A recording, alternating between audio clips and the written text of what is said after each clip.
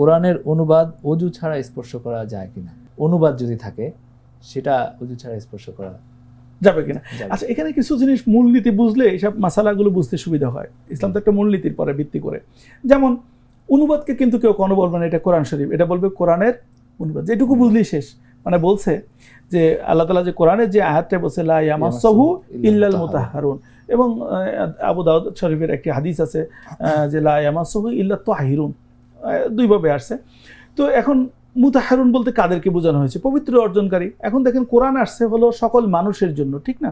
তাহলে সকল মানুষ এটা পড়তে পারে, এবং কোরআনই কিন্তু একমাত্র গ্রন্থ যে অন্য ধর্মের লোকও কিন্তু পড়ে, এবং অনেক মানে যারা মুসলিম ধর্মের অনুসারী ছিলেন না, কোরআন চর্চা করে মুসলিম হয়েছেন, এরকম অনেক নমুনা আছে।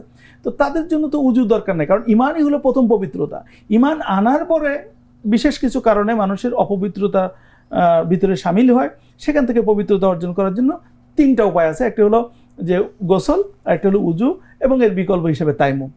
তো এখন মুমিনদের জন্য যেটা এটা দরকার হবে, এখানে বলা হচ্ছে যে কোরআনের যদি মুসহাফ, যেটাকে আমরা বলি মুসহাফ আল কোরআনি যদি হয়, এবং যেটা আরবিতে যদি হয়, যেটাকে আমরা কোরআন হিসেবে বলি, যেটা কোরআন, ওটা স্পর্শ করতে হলে আপনাকে তাহারাতের সাথে, পবিত্রতার সাথে করতে হবে।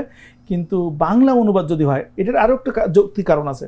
কারণ হলো যখন বাংলা অনুবাদ করা হয়েছে, তখন অনুবাদক কিন্তু সব শব্দের সঠিক অর্থ বা আল্লাহ সুবহানাহু ওয়া তাআলার যেটা মাকসাদ ছিল, যে উদ্দেশ্য ছিল, সেটা কিন্তু আনতে পারে নাই।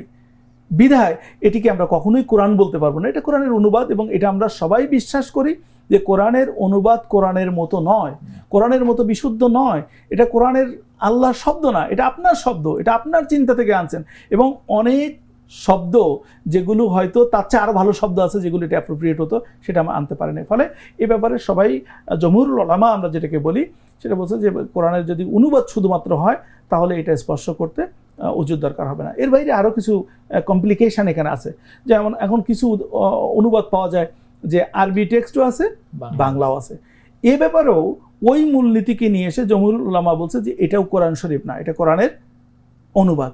ফলে যদি এরকম টেক্সটের মিশ্রণ থাকে, অনেকে আমরা দেখি কালার কোডেড কোরআন বের হয়েছে, এখন তাফসির বের হয়েছে, কিছু অংশ আছে, কিছু অংশ নানাবিধ কথাবার্তা আছে, নিজের ব্যাখ্যা বিশ্লেষণ আছে, নিজের রায় আছে, চিন্তাগুলোকে ওখানে দেওয়া হয়েছে।